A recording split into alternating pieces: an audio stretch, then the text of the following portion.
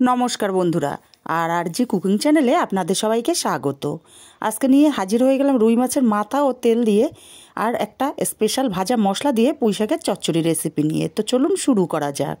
आमी एखाने बेश किछुटा पुঁই শাক माঝखान थेके फाली करे दुफाल करे केटे निয়েছি और पुঁই শাকের पातागुलो बेश बड़ो बड़ो टुकरो करे केटे निয়েছি। और एखाने सब्जी निয়েছি पटल, गाजर, कुमड़ो और निয়েছি आलू। आलूगुलो बेश बड़ो बड़ो टुकरो करे केटे निয়েছি और निয়েছি बेगुन। और एखाने माछेर बेश किछुटा तेल और एकटा माछेर माथा भालो करे धुए जल झरिए निয়েছি। हाफ चामच लवण और हाफ चामच हलुद दिए दिलाम। लवण हलुदटा माछेर माथा और तेलेर साथे खूब भालो करे माखिए नेब। खूब भालो करे माखिए निয়েছি, एक साइडे रेखे देब। एबार एकटा कड़ाई गरम करे दिए देब परिमाण मतो तेल।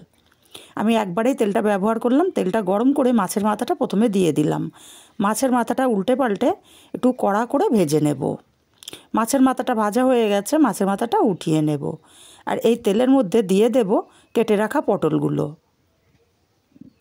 सामान्य एकटु लवण दिए पटलटाके नाड़ाचाड़ा करे लाल करे भेजे नेब। एखाने आमी हलुदेर व्यवहार करछि ना, कारण पटल भाजते गेले एमनिई तेलटा कालो हये जाय और हलुद दिले आरो कालो हये जाय।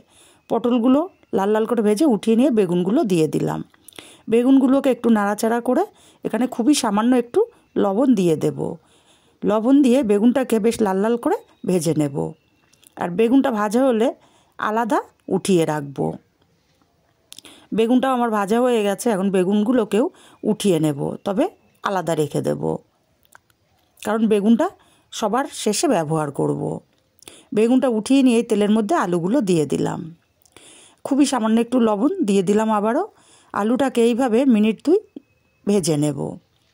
মিনিট 2 আলুটাকে ভেজে নিয়ে এবার এখানে দিয়ে দেব গাজর আর কুমড়োটাকে। গাজর আর কুমড়োটাকে দিয়ে নাড়াচাড়া করে আলুর সাথে আরও 2 মিনিট সময় নিয়ে ভেজে নেব। এইভাবে সবজি ভেজে রান্না করলে কিন্তু যে কোনো তরকারির টেস্ট খুবই ভালো আসে। এবার সবজিগুলোকে উঠিয়ে নিতে হবে তেল ঝরিয়ে। সবজিগুলো উঠিয়ে নিয়ে এই তেলের মধ্যে একটা শুকনো লঙ্কা ফাটিয়ে দিলাম আর দিয়ে দেবো বড় সাইজের একটা পেঁয়াজ কুচি। পেঁয়াজটাকে নাড়াচাড়া করে হালকা কালার চেঞ্জ হওয়া পর্যন্ত ভেজে নিয়েছি। এবার এখানে দিয়ে দেব 1 চামচ পরিমাণে রসুন বাটা। রসুন বাটাটাকে দিয়েও কষিয়ে নিতে হবে রসুনের কাঁচা গন্ধটা চলে যাওয়া পর্যন্ত। এবারে দিয়ে দেব আদা আর কাঁচা লঙ্কা বাটা। ঝালটা অবশ্যই যে যার স্বাদ অনুযায়ী দেবেন।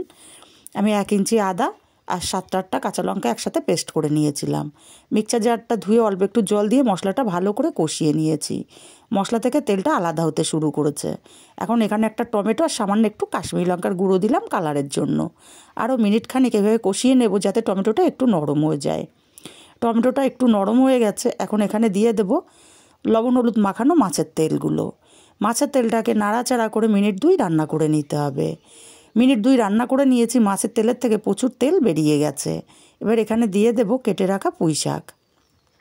পুঁই শাকগুলোকে দিয়ে এইভাবে মশলার সাথে নাড়াচাড়া করে 2 মিনিট সময় নিয়ে রান্না করে নেব। 2 মিনিট সময় নিয়ে পুঁই শাকটাকে রান্না করে নিয়েছি। পুঁই শাকটা আগের চেয়ে কিন্তু অনেকটাই কমে গেছে। এবার বেগুন বাদে আর বাকি সবজিগুলো আমি দিয়ে দেব। আর দিয়ে দেব স্বাদ মতো লবণ, তবে লবণটা বুঝে দিতে হবে, কারণ প্রত্যেকটা সবজিতে আমরা লবণ ব্যবহার করেছিলাম ভাজার সময়।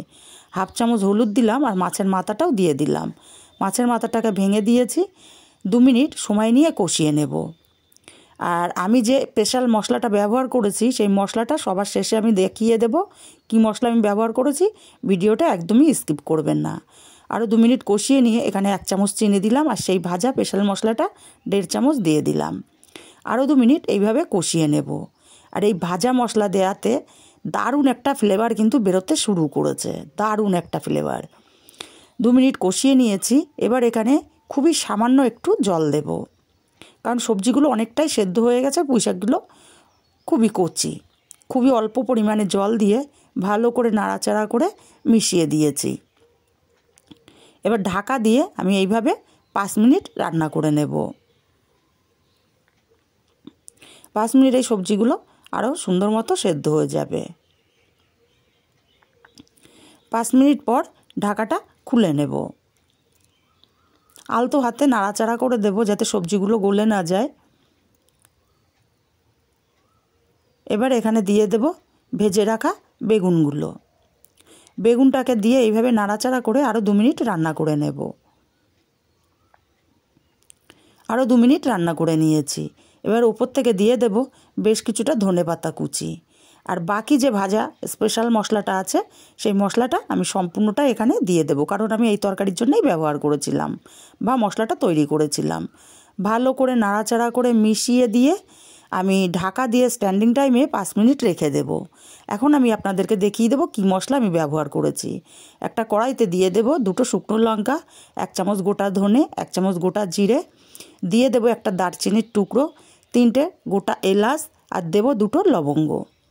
মশলাটাকে ভেজে নেব যেন মশলাটা পুড়ে না যায়, সেইভাবে মশলাটা ফুটতে শুরু করেছে। নামিয়ে ঠান্ডা করে গুঁড়ো করে নিয়েছিলাম। এইদিকে তরকারিটা আমি আলাদা পাত্রে নামিয়ে নিয়েছি।